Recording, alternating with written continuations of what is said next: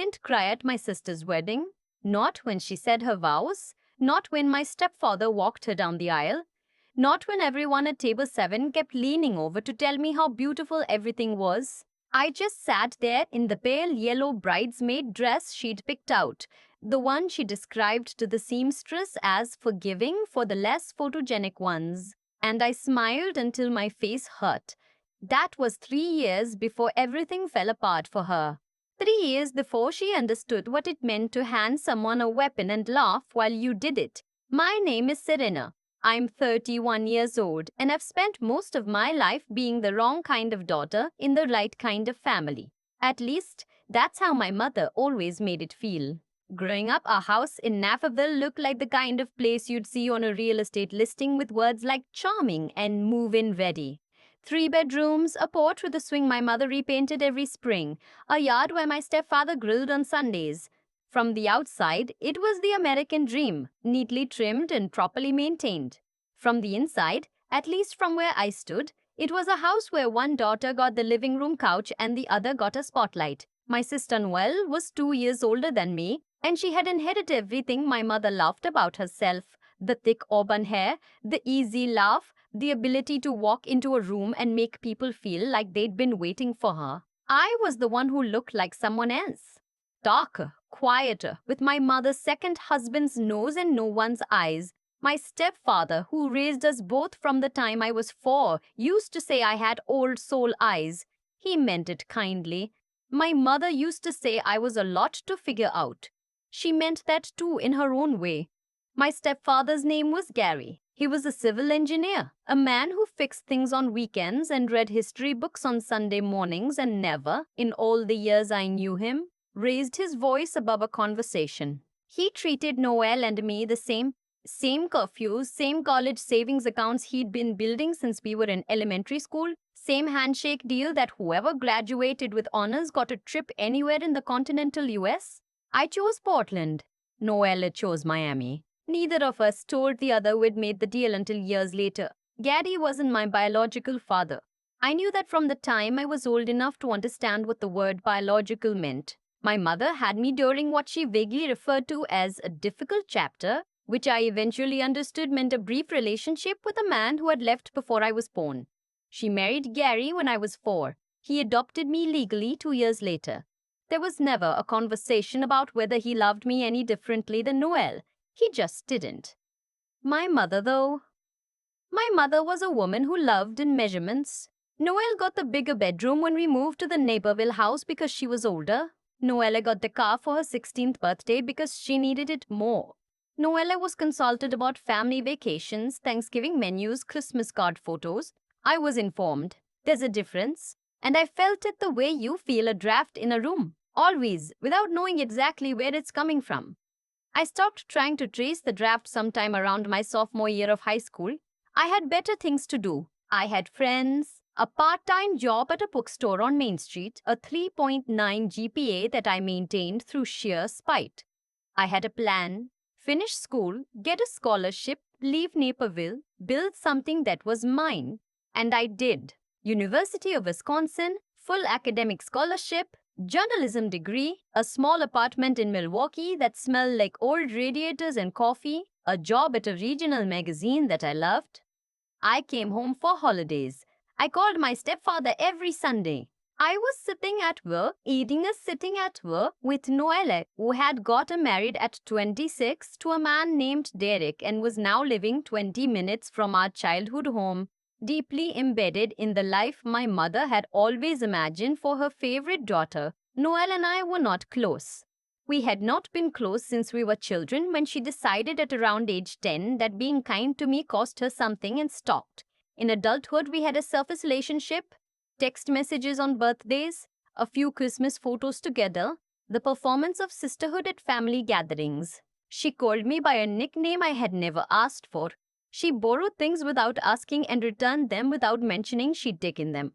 She had a habit of making small comments, the kind that sounded like observations but landed like critiques, and then tilting her head and saying, "What? I'm just being honest." The wedding comment about the dress, that was just one. There were dozens of others over the years. You're so lucky you don't care about things like that. It must be nice to not have to deal with mom's expectations. You've always been the easy one. Nothing was ever required of you. That last one she said to me at a 4th of July barbecue the year I turned 28. We were standing by the cooler and I was handing Gary a beer. He'd just been diagnosed with early stage heart disease and had spent the whole afternoon pretending he felt fine. Nothing was ever required of me. I let it go. I had learned to let things go the way you learn any skill, through repetition, through the slow understanding that reacting gave her exactly what she wanted. Gary's health declined slowly at first, then quickly. The heart disease progressed despite the medications, the lifestyle changes, the second and third opinions. He spent a lot of time in his recliner the last year of his life, reading, watching baseball, calling me on Sundays like always. Even when he had to stop sometimes to catch his breath, he never complained. He never made it dramatic. He was the least dramatic person I have ever known. And I think that was the thing I loved most about him. He died on a Thursday morning in October. I drove down from Milwaukee the night before because his doctor had told me privately, not my mother, not Noel, me, that it was close. I sat with him the last evening. We watched the tail end of a Cubs game. He held my hand during the commercial breaks. He didn't say anything meaningful or cinematic. He just squeezed my hand and said, "You turned out exactly right, Serena. I want you to know that." I have played those words back to myself more times than I can count. The funeral was small by his instructions. My mother cried in the specific way she cried at public events, visible but controlled, like a woman aware of being watched. Noel cried openly and took up a lot of space doing it. I stood at the back of the room at the reception afterward and talked to Gary's co-workers and his brother from Cincinnati and the older couple from down the street who had eaten dinner with him and my mother every Friday for 11 years. No one checked on me. Not once. That's not a complaint. It's just a fact. 3 weeks after the funeral, my mother called me on a Sunday, the time I always called Gary, which I think she knew, and told me that Gary's estate was going to be handled sensibly and fairly, and that there would be a meeting with the family attorney in 2 weeks. Her voice had a particular quality to it that I recognized. Efficient. Preemptive. Like she was getting ahead of a conversation she expected to be difficult. "Just so you know," she said, "Gary and I updated the estate plan last year. Everything goes through me, as the surviving spouse. That's standard." "Okay," I said. "The house, the accounts, everything. And then eventually it goes to the girls, split equally." "I understand. I just want there to be no confusion." There was a silence. I wasn't sure what she thought I was going to say. "Mom, I'm not expecting anything." "He was your husband." She made a sound that wasn't quite agreement. "He thought very highly of you," she said in the tone of someone explaining an inconvenience. I hung up and sat on my apartment floor with my back against the couch and let myself cry for about 15 minutes. Not about the estate, about Gary, about the fact that the Sunday call would never happen again and that the only person in my family who had ever made me feel like I was exactly right was gone. The attorney meeting was held at a law office in downtown Naperville, one of those firms with dark wood and framed trees and a conference room with a coffee service no one touched. My mother sat at the head of the table. Noel sat beside her. Derek, Noel's husband, sat beside her. Derek, Noel's husband, sat beside Noel. I sat across from them and thought about how it looked like a job interview. The attorney, a measured woman named Patricia Lund, who I later found out had been Gary's personal attorney for almost 20 years, began by reading Gary's will. My mother had been correct that everything passed to her as surviving spouse. The house, the joint accounts, the retirement funds, all of it standard marital transfer. She nodded along, composed and confirmed. Then Patricia Lund cleared her throat and said there was an additional instrument, a separate trust, executed independently by Gary and updated 8 months before his death. My mother's composure shifted slightly, not much, just enough. The trust was not large by some standards. $140,000 accumulated over years from Gary's personal savings, money he'd set aside separately in his name alone. Patricia explained that Gary had been building this account since the year I started college, adding to it whenever he could. The beneficiary was me. Only me. The trust included a letter, which Patricia said she was instructed to read aloud. Noel's face went through several things in the space of about 4 seconds. The letter was 2 pages. Gary's voice was in every line of it, plain, careful, specific. He wrote that he had watched me work for everything I had without ever asking anyone for help. He wrote that he had always considered me his daughter in every way that mattered. He wrote that he wanted me to have something that was mine alone, not divided, not conditioned on anyone else's decisions, just mine. He wrote that he had not told my mother about the trust because he understood the dynamics of the household and wanted to make sure the money reached me directly. That phrase, the dynamics of the household, sat in the room for a long moment after Patricia finished reading it. My mother's expression had gone somewhere I didn't recognize. It wasn't anger yet. It was something colder.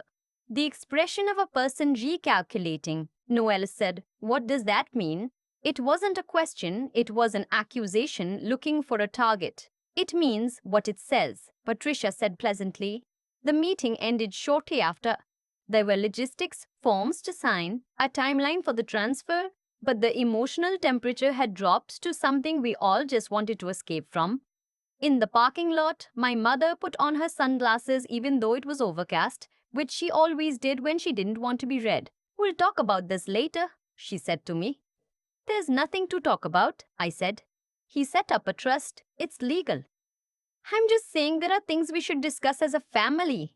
Noel was standing behind her. Derek had his hands in his pockets and was looking at the pavement, which I respected.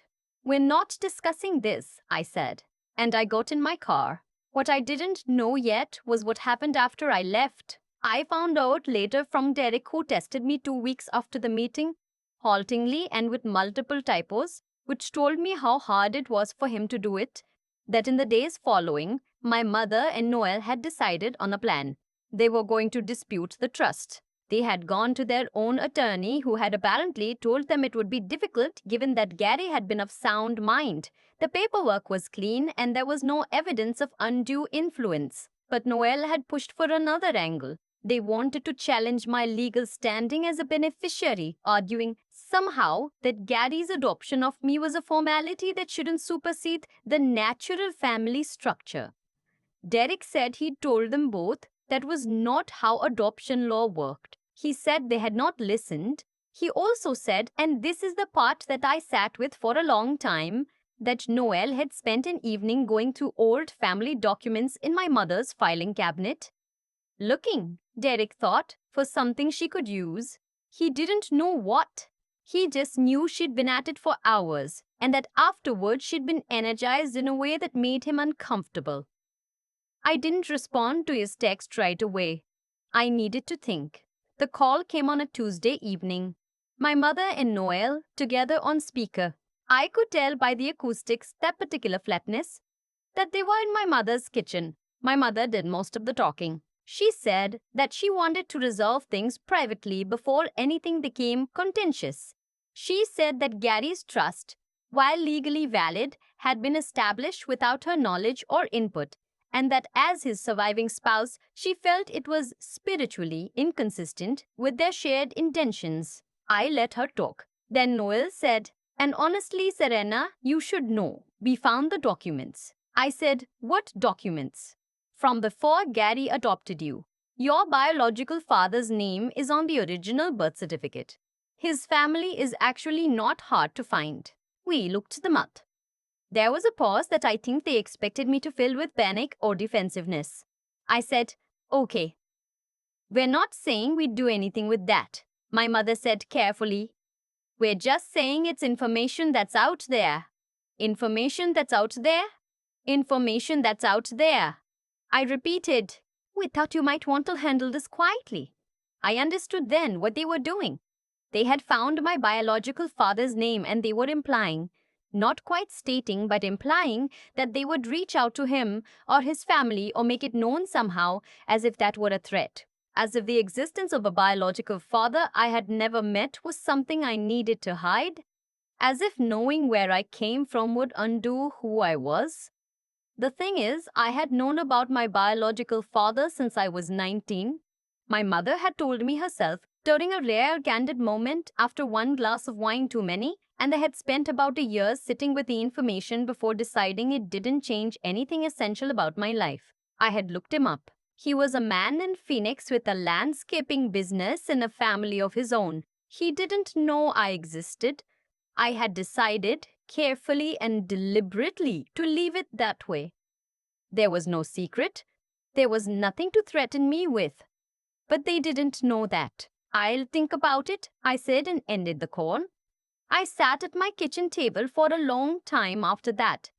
The radiator ticked. The neighbor's dog barked twice and went quiet. I thought about Callie in his recliner reading history books. I thought about the flays, the dynamics of the household. I thought about the yellow bridesmaid dress and the 10,000 small moments that had accumulated into this one. And then I called Patricia Lund. She was not surprised to hear from me. She told me she had been Daddy's attorney for a long time and that she had, in fact, anticipated something like this. She told me the trust was airtight. She also told me, after I explained the phone call, that what my mother and Noelle had described, using personal family information as implicit pressure to relinquish an inheritance, had a name, legally speaking. She used the word coercion. She said she wanted to document what I had told her. I asked her if Gary had said anything to her about why he'd kept the trust private. She was quiet for a moment. Then she said, "He told me he loved your mother. And he also told me he wasn't blind." I had to put the phone down for a second. Everything that happened after that was slow and procedural and deeply undramatic, which I think is actually what justice looks like when it works. Patricia sent a letter to my mother's attorney. The letter documented the phone call. It noted that any further communication of this nature would be treated as an attempt to interfere with the trust administration. It referenced relevant Illinois statutes. It was very polite and very clear. My mother called me once after that. She said she wanted me to know that she had never intended things to go this way, that she hoped I understood she had been under a lot of stress, that she missed Gally too. I said I knew she did. She said she hoped we could find our way back to each other eventually. I said I hoped so too. That was 8 months ago. The trust transferred without further dispute. I paid off the last of my graduate school loans. I put a portion into an emergency fund that I have never needed to touch but sleep better knowing exists. The rest I have been sitting with, slowly figuring out what it's for. I haven't spoken to Noelle since the phone call. Not because I'm punishing her, I've moved past the point in my life where punishment feels like something worth the energy. But because I've come to understand that there are relationships that cost more than they return, and that understanding this is not bitterness. It's just arithmetic. Derek and I text sometimes, not about family things. He asked me once if I liked hiking because he'd seen a photo I posted in Wisconsin. I told him I did. He sent me a trail recommendation. That's it. That's enough. I still call my mother on holidays. We talk about small things. The weather in Naperville, a show she's watching, her neighbor's new renovation. We do not talk about Gary's letter, or the meeting in the conference room, or the Tuesday night phone call, or the documents they thought would undo me. I think about Gary most Sunday mornings. Not with grief exactly. Grief has softened into something quieter, something that just lives in me without demanding much. I think about him reading at the kitchen table or explaining load-bearing structures to me when I was 12, because I'd asked him why some walls couldn't come down and he'd decided that was worth the full explanation. I think about him saying, "You turned out exactly right." The hardest thing, I think, is not the money and not even the betrayal. The hardest thing is spending years absorbing the message that you are somehow less legitimate, less wanted, less native to the family you grew up in, and then discovering that the only person in that family who saw you clearly was also the one who couldn't stay. But I keep coming back to this. He knew. He saw the dynamics of the household, and he made a plan, and he kept it quiet, and he made sure I would be okay. He did it carefully, over years, in the way he did everything, steady, undramatic, certain. I am a lot of things my family didn't expect. I am solvent. I am employed. I have an apartment that doesn't smell like old radiators anymore. I have friends who know my whole story and love me anyway. I have Sunday mornings that belong only to me. I do not think I was anybody's mistake. I think I was always exactly where I was supposed to be. I just had to get far enough away to see it. I was sitting the hardest part of growing up the way I did was the not knowing. Not knowing why I was always the last one consulted, the last one considered, the one who got the dress that was forgiving for the less photogenic ones. I thought if I could just figure out the reason, find the logic behind it, I could fix it, or at least stop carrying it. What I understand now is that there was no logic. Some people allocate love the way they allocate praise at work, strategically, based on who they need the most from. My mother loved Noelle loudly because Noelle reflected her back to herself. I didn't. That's not a wound anymore. It's just a fact I've made peace with. Gary, though. Gary was different. And what Gary did, quietly, over years without telling anyone, was an act of something I can only call moral clarity. He saw what was happening in that house. He didn't make speeches about it. He didn't confront anyone or demand a different dynamic. He just decided, with steady and deliberate intention, that he would make sure I was protected regardless of what anyone else chose to do. That's what integrity actually looks like. Not the loud kind, not the kind that announces itself, the kind that shows up in a filing cabinet at a law office 20 years after the decision was made. I think about what it took to do that. He had to be honest enough with himself to name what he was seeing, the dynamics of the household, in his careful words, without letting loyalty to my mother blind him to it. That kind of clear-eyed honesty is harder than it sounds. It's easier to tell yourself everything is fine. It's easier to let things be than to sit down with an attorney and build a quiet structure of protection for someone who might never know you did it. And Noelle? I've sat with a lot of feelings about Noelle over these past months. What she did. Going through those filing cabinets, finding that birth certificate, calling me on speaker with my mother to imply they had something to use against me. That wasn't the action of a cruel person exactly, it was the action of a frightened one. She had spent her whole life being the chosen daughter, and one attorney's meeting had reshuffled the entire deck. She didn't know how to be anything other than what she'd always been. That's its own kind of trap. I didn't fight back. I called Patricia. I documented the call. I let the legal process do what it was designed to do. People sometimes ask me if I wish I had said more, done more, made them understand the damage. I don't. I've learned that the most powerful thing you can do when someone tries to diminish you is to simply refuse to be diminished. Not dramatically, not with a speech, just quietly and completely. That refusal has to come from somewhere real inside you, though. It has to come from actually knowing your own worth, not just insisting on it. That's the thing Daddy gave me more than the money. He gave me evidence. Concrete, legal, irrefutable evidence that someone who knew me fully had decided I was worth protecting. On the days when the old voices come back, the ones that say you were always the wrong kind, always the extra, always the one who didn't quite fit, I go back to that letter, not to the dollar amount, to the words. You turned out exactly right. I'm still figuring out what exactly right looks like going forward. But I'm figuring it out on my own terms, with a clear head and an emergency fund, and Sunday mornings that belong entirely to me. That feels like enough. That feels, actually, like everything.